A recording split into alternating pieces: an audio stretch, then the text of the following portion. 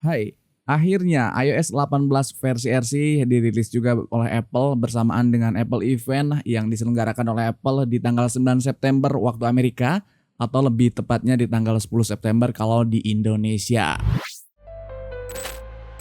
You brought the Apple devices, gadget and technology. Let's go. Yes, iPhone XR punya gue ini juga udah gue update. Kalau kita cek untuk size update-nya, di sini lumayan gede, 6,21 giga. Yes, ini gede karena kayak ngeflash ulang gitu, kayak kita ngeflash ulang pakai True Tools atau pakai iTunes. Jadi pakai firmware yang benar-benar fresh di flash ulang lewat OTA. Namun bedanya memang ini langsung lewat OTA, nggak lewat PC. Intinya ukurannya kalau versi RC kayak gini tuh udah pasti gede kayak kita install ulang modulnya. So, jangan lupa kalian langsung aja update buat yang udah di versi beta. Dan buat teman-teman yang mungkin belum kebagian update, sabar, sekali lagi ini gue harus jelasin kalau sekarang ini masih versi RC. Dan gue sedikit pengen ngasih gambaran apa itu versi RC. Versi RC itu adalah versi rilis kandidat, di mana dalam sebuah perilisan iOS terbaru atau sistem operasi terbaru apapun, mau Android, mau Windows, mau apapun, dan dalam konteks ini adalah iOS, ada beberapa tahapan-tahapan yang cukup panjang. Yang pertama adalah tahap beta, beberapa kali beta, beta 1, beta 2, beta 3 seperti yang udah gue jelasin di video-video yang lama, gue selalu update tentang beta-beta terbaru. Lalu yang kedua, setelah versi beta, lanjut di versi RC atau versi rilis kandidat. Versi RC ini adalah satu tahap menuju versi official, di mana biasanya packaging kontennya, modulnya, fiturnya, dan semuanya hampir sama kayak versi officialnya nanti. Jadi biasanya versi RC ini memang mirip banget versi official. Bahkan di beberapa update iOS ke belakang, kalau kita perhatiin ada juga update ketika kita sudah update versi RC, kita itu ketika nanti muncul official nggak dapat lagi versi officialnya karena versi RC yang udah kita install 100% mirip versi official. So buat kalian yang sekarang ada di versi RC, jangan lupa kalian masuk ke menu setting, terus pilih juga general, lalu klik software update dan tunggu sebentar. Nah, di bagian di sini beta update kalian matiin aja off. Kalau kalian sekarang udah di versi RC, kalian matiin beta update-nya. Jadi nanti seandainya versi official rilis, otomatis akan masuk update-nya di sini, kayak gitu. Kalau kalian aktifin public beta-nya atau developer beta-nya di sini, ketika ada official nanti nggak bakal muncul. Jadi kalian pastiin off dulu beta update-nya, biar nanti ketika versi officialnya rilis akan ada update-nya muncul di sini. Tapi di beberapa kesempatan seperti yang tadi udah gue bilang, ketika kita udah install versi RC, kalau versi RC-nya ini mirip banget 100% kayak versi official, biasanya versi officialnya nggak dapet dan nggak masalah sama sekali. Yang penting kalian lakuin aja beta update-nya matiin. Oke, lanjut kita cek juga untuk build number-nya. Kita masuk ke about di sini, iOS version, dan build number kali ini ada di 22A3354. Udah nggak ada lagi huruf alfabet di ujung build numbernya ini karena memang ini udah hampir mau rilis. Oke, lanjut di fitur-fitur yang terbaru. Yang pertama ada fitur tambahan dari versi sebelumnya. Kita cek ke kamera di sini. Kalau kita melakukan perekaman video, misalkan di sini gua rekam, gua klik pakai kamera depan ini ya. Di sini ada tombol baru yaitu tombol pause. Jadi kita akhirnya mirip-mirip Android. Bisa kita pause dulu videonya, kita pindahkan misalkan angle-nya atau misalkan objeknya, lalu kita lanjutkan record, tinggal klik lagi tombol yang ini, maka akan melakukan atau melanjutkan proses perekaman. Kalau udah tinggal kita stop aja dan bisa kita lihat hasilnya. Sebentar kita cek. Oke, kayak gini hasilnya. Oke, kita stop. Oh begitu ya kurang lebih. Jadi ada sedikit patahan kayak cut gitu. Lalu lanjut rekam. Oke, coba kita kamera belakang. Gue coba pindahin untuk kamera belakang. Coba nge-record si mouse ini. Coba untuk start record.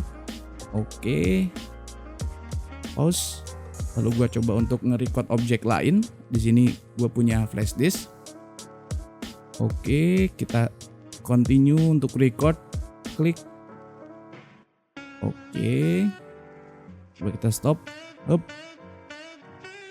Coba stop dan akan kita cek. Sip, kita akan coba cek. Oke, di sini.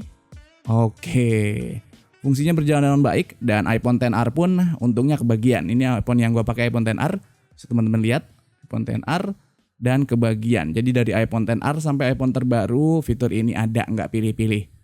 Lanjut di fitur baru berikutnya adalah masih di bagian video. Misalkan gue rekam di sini adalah HD 60 fps. Gue coba rekam iPhone 14 ini. Coba rekam. Oke.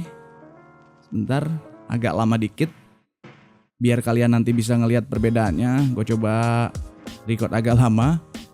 Oke. Sekitar berapa detik ini? Udah 15 detik. Oke. Gue stop aja. Oke, gue stop. Ini hasil videonya. Kalian bisa lihat. Oke, kalau kita klik edit di sini, di bagian icon edit, klik. Nah, di sini tuh ada tombol baru. Bisa kalian lihat, perhatiin kayak tombol jam gitu, kayak timer gitu. Kalau kita klik, di sini ada pilihan untuk slow-mo dari fps yang kita record. Misalkan tadi fps yang gua record adalah 60 fps, artinya speednya itu 100%. Kita bisa dijadiin speednya itu atau frame rate-nya itu atau fps-nya itu bisa dijadiin 50%. Maka nanti bisa di slow-mo di bagian-bagian tertentu. Lalu di bagian sini juga bisa kita tweak untuk bagian mana yang akan kita slow-mo. Misalkan durasinya seberapa lama, bagian mana yang bisa kita slow-mo. Di sini bisa kita edit-edit, bisa kita tweak. Kayak gitu, tinggal kita slide aja. Kayak gitu, misalkan kayak gini. Kita coba play. Oke, kita coba play. Oke, audionya ternyata ikutan slow-mo ya. Oke, kita matiin aja audionya biar nggak kedengeran aneh. Oke. Jadi slow-mo ini bikin speednya 2 kali lebih lambat atau 50% dari normalnya. Jadi ini bakal bermanfaat buat kebutuhan kalian kalau memang ada kebutuhan-kebutuhan tertentu dengan menggunakan fitur ini. Oke. Sip. Itu aja. Untuk fiturnya, itu doang sebetulnya untuk fitur-fitur tambahan. Yang lainnya sebetulnya overall cukup aman-aman aja. Yang gua rasa juga cukup smooth-smooth aja. Gua pakai ini udah sekitar 1 harian. Gak ada isu overhead dan ini adalah HP utama yang gua pakai dalam beberapa bulan terakhir untuk mencoba versi beta ini. Overall gak ada masalah. Di bagian control center ini juga smooth-smooth aja. Gak ada ngeblank, gak ada nge-lag dan lain sebagainya. Overall ini cukup oke di versi ini.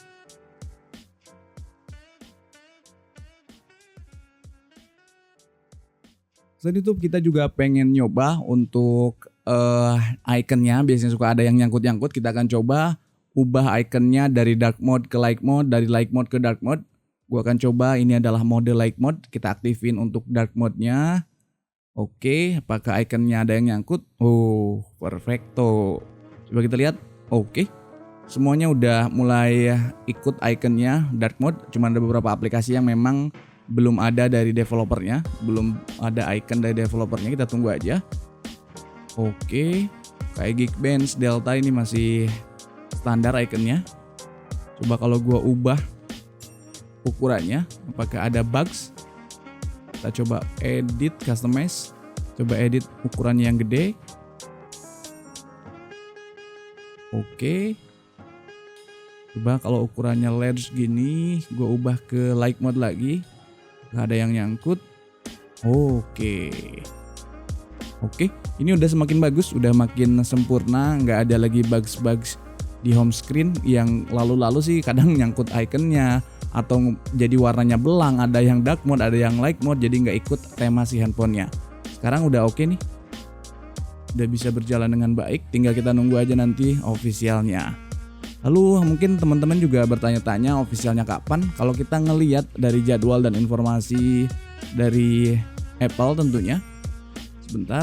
Nah, kali ini kita ada di tanggal 11 September. Kemarin dirilis tanggal 9 atau di kita itu tanggal 10 dini hari. Dan kemungkinan besar tanggal 16 waktu Amerika akan dirilis versi resminya, versi officialnya. Atau kalau di Indonesia itu tanggal 17-nya. Kita akan tunggu 1 pekan ke depan untuk perilisan iOS secara resmi. Kayak gitu. Jadi kalian yang udah nggak sabar pengen cicip-cicip untuk fitur-fitur terbaru iOS 18 akan segera bisa merasakan bagi kalian yang punya iPhone XR sampai iPhone terbaru iPhone 16 tentunya. Oh ya, jangan lupa juga setelah kalian update nantinya, kalian lakukan force restart. Video untuk force restart juga udah sering gue praktekin dan ada video khusus juga yang udah gue bikin, linknya ada di deskripsi, bisa kalian cek juga. So itu aja, terima kasih sudah menyimak sampai selesai. See you next video, bye-bye. Brother Apple devices, gadget and technology. Apple devices, gadget and technology.